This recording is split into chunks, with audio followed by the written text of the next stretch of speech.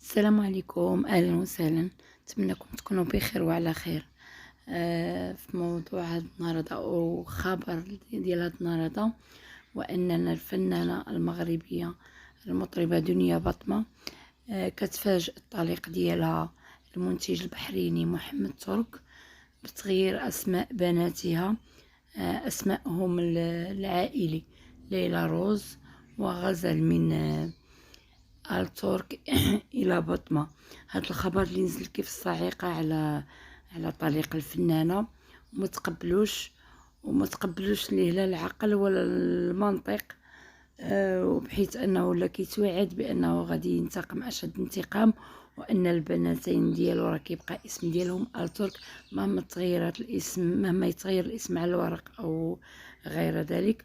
وكيفكر انه ينتقم، يعني انتقام شديد، بالرغم من انه كان اصلا انتقم حيت سرق ليها الاغنيه ديال خربوشه وسربها قبل ما تنشرها. والله اعلم كيف غادي يكون هذا الانتقام. هاد الساعه الانسان ملي كيبغي ينتقم ما تقدرش تعرف شنو كاين في العقل ديالو. وكنتمناو نتمناو ان الهدنه تولي ما بين هاد الطليقين لصالح الابناء. اما بالنسبه الاب والام، راه كل واحد فيهم كيخطط لحياته، كل واحد فيهم كيفاش عايش حياته، كل واحد فيهم مرتاح فيها اكيد.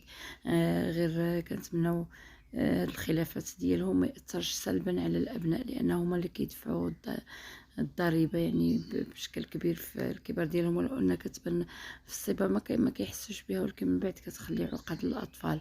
وكنتمنى انكم تكونوا بخير وعلى خير. وكذلك كنتمنى الى عجبكم الفيديو انكم تدعمونا بلايك واشتراك. والسلام عليكم، الى خبر جديد ان شاء الله.